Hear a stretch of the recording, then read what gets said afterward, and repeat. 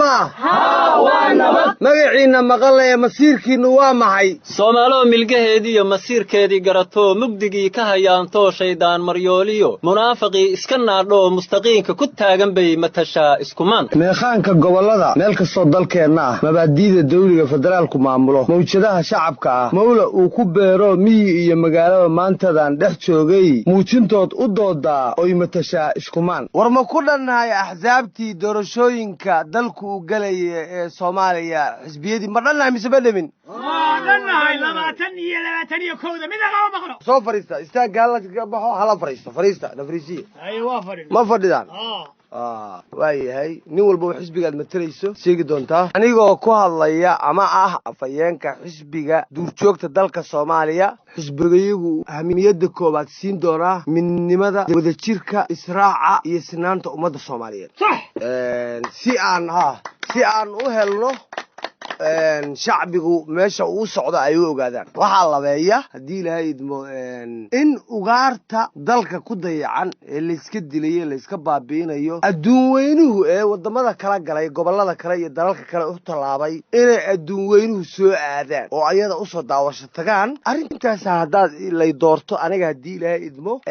aan ka shaqeynaya quruxdeeda ka shaqeynaya deegaankooda ka shaqeynaya waxaan ka shaqeynayaa meesha ay xanaanadooda iyo daawadooda waddankuna waa isbedelaya dhaqaale iyo economic ba halka ka soo saaraya alcaadi ahayn inaba su'aal baan qabaa anigu hayr sooda su'aashaan qabo bahalkii diidin la dhiisay diidin dalka waa laga dhameeyay inta hartay ma la badbaadinaya kuwii tagaysa ma la soo celin hadda guuleysay waa tarminaynaa tiradan ka badinaa tira dhaaf waxaan tarminaynaa oo hadda maqan biciidka duurjoogtii biciidku uu kamid ahaa oo wiishu kamid ahayd oo maroodigu kamid ahaa oo libaaxu kamid ahaa oo deeradu kamid ahayd oo dameer farow kamid ahaa oo wiishu kamid ahaa dhamaantood halkaas soo wada dhigina adduunka dhan baan u soo shaqo tagay ku bariyay libaaxa ka reeb laga maarmayo laakiin bal waaye waa qaadanayna codkiina wixii laakiin libaaxu makhluuq kamid yahay waaye wariniyo Soomaalidani waa sunta hargaaniyo geed hiriira hada saxati mid ba koray xagga iga dur haday hawlaha iyaga aanu ka bariisan jirnay haday loogu soo galeen oo godadkayga soo jaf yiraahdeen ka waran sidii kobdaradii bay noqonayaanba dirtii aan ka bariisan jiray bay iga soo ceersadeen haday ugaadhiin ay ugu yimaadeen wariya ilaahay sayada haddaan ahay afhayeenka xisbiga shaqaalaha Soomaaliyeed waxaan idin sheegaynaa ahmiyadda koobaad waa cadaaladda iyo sinaanta iyo horumarka ummadda Soomaaliyeed qodobka labaad ee noogu xigana waxaanu ku diiradda ku saaraynaa in aanu dhulkayaga ka soo saarano macdanta ku jirta iyo kheyraadka badda biriga iyo webiga si shaqaalahayagu ay u sii taajiraan uguna badato shaqadooda waliba waxaan rajaynaynaa oo samayn doonaa in inaga dunida kale looga soo shaqo tago waxaan la soo baxaynaa deemanka dahabka qayrin ee ku jira dhulkayaga iyo badayada shidaalka si ayna shacabkayagu uba noqon dad faqiir ah shaqo la'aantana looga baxo oo baagamuudo qof ah waddankayaga looga waayo oo waxaan ka maqlahay idaacadda ayadoo laga leeyahay xisbiga ururka shaqaalaha Soomaaliyeed waxaan soo saaranaynaa macdantii shidaalkii ilaahay waa ku roon yahay dahabkii barwaaqadii waddanka goorma hadii arinta ayada ah oo laga yaabaa inaan dhaqaalaha noocaas hadda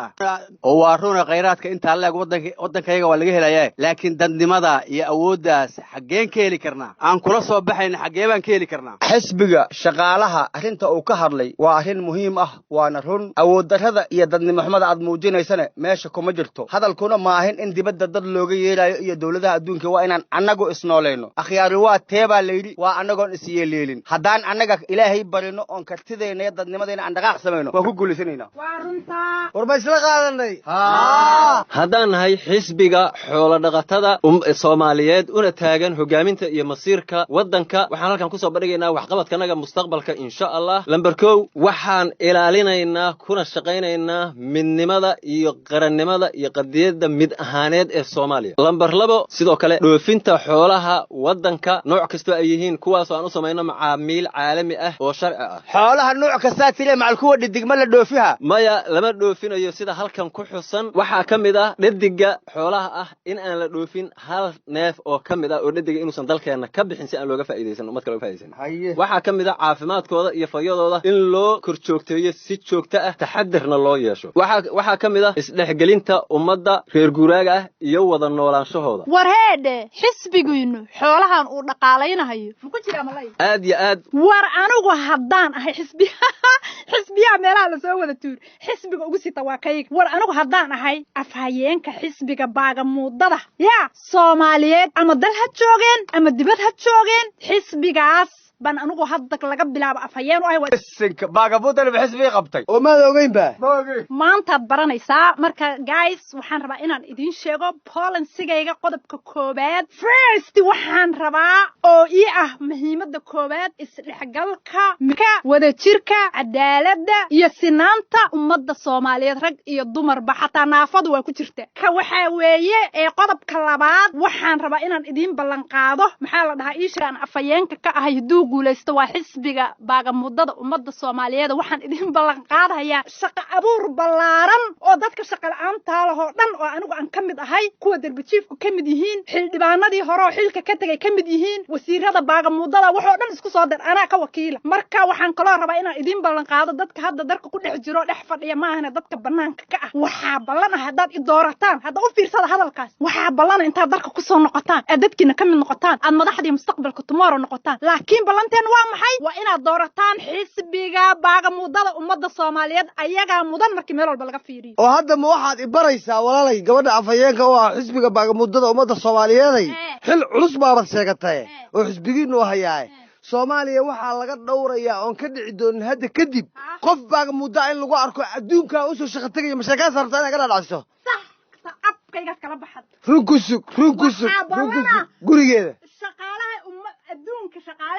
shaqaale walaha induuga hindida iyo Chinese shaqa ma haystaan halkaana shaqa looga abuuraya anaga noo wariyaha baagamuudadii hadday xisbi samaysatay beec mushtarkuna amay xisbi noqdaan oo noo heshiiyaanba haddii aan ahay aniguna afhayeenka xisbiga ganacsatada Soomaaliyeed dal iyo dibadda ha joogeen aniguna waxaan marka ugu horeyso horta doonayaa inaan idin cadeeyo ahmiyadda koobaad ee loo dhisay xisbigan waxa weeye marka ugu horeyso ahmiyadda koobaad waxa weeye in uu ilaaliyo sinaanta cadaaladda midnimada ummadda Soomaaliyeed waa muqaddis inta waxa dheer oo ku darsanaya anta maskawbisa waan iska hubi ana horta dhaqaalihii baan u gacanta doorashanaaba dooro horta cid kale laba dooranayo oo ma waxaad leedahay shaqo iyo shaqo bixin iyo ganacsi abuur iyo horumar iyo caalaminnimo iyo waddankan hawada la geeyay annaga ay nagu xiran tahay bilowna war annaga ay nagu xiran tahay waliba hadda waxaan u sii sheegayaa haddaan deensano liifadayada yaa shaqeynayo cidna ma shaqeynayso haddaan liifada deensado waxay ku qasban yihiin inay anagana doortaan haddii kalena hadda shaqalaan baaba dhacayso oo waxaad leedahay la'aantay waa abaar maxaa dhacay xisbiga kaliya guulaysana waa inaga inta kale masaakiinta meel ordaysan xaleena waa rugu soo dawafay Allah aday ku leedahay waa ka warsugayda haye nin kasta cid kastaba xisbiga iska samaysato hadii ilaahay noo qadar in qof iyo cod la isku doorto hadii aan nahay shacabka Soomaaliyeed anagu waxaan gaadhka ah oo xisbi iyo xildhibaan oo doorahayo hadii ilaahay naga gudbiyo qof iyo cod la isku doorahayo shacabka hadaan nahay oo bal lacag la isku doorahayn baagamuudana dooramayno oo asiga baahan beec mushtar bacweysatana dooramayno waxaan dooraynaa hadaa shacabka nahay qof iyo cod nolo ogolaado cadaalad waxa la yiraahdo doorayna cid kala dooramayno war cadaaladu dhaqaalahay ku jirtaa maya wariyaha afkaygu kala baxay ninkaan afkaygu afkayguba kala baxayba waa waxaan rabay anigu inaan dhaho ma fahanteen wax baahan barax looguma diidan cadaaladu agtayday taala haddaan deminahaya iska danso wala lacag baad nagu xiraysaa maxaa ku xiri waa ilaahay baa anaguna isku xirnaa lacag waa ka baxnay cadaalad qof iyo cod hal la gaaro anagu ilaahay waa ku xiranahay إلهي بابا نشعل إلهي وعلى العكس اللي نسي وشعيلك عبادة كبتصن أنا بدورها بساسة أي قفك عن وحبها يسرنا إلهي بعبورتي ميتك نقالها يسر إلهي بعبورتي كان أوجارتنا إلهي بعبورتي كبيرها إلهي بعبورتي دتك عدالة شيء كسوف والجعل وحنا إلهي رسول كسي كتابيس اسكو راعين عدالة اسكو معنا يوحي اسكو راعين قفك فقير إلهي درجة عكتيس وكل هي أسرع إنه أجي هي أو واحد اللي تركوبي كنا هدو عدالة هدو عدالة قف بوفر أو محبة هيسن صدق والله ما بيحكر هدو عدالة هاجر عدوة ده أنت الصوماليين إن لقى في الدراسات صوص عطوا في عض عين نقطة عدالة نمرعه اسماري ما يسكر رعنا عدالة ده أنت الصوماليين دي عدالة إن لو إن الدراسات اللي جوا جا اسماري ما يسكر رعنا يقف كي دلك يدك وحقوق من كرو نبت كبحين كرا اسماري ما يسكر رعنا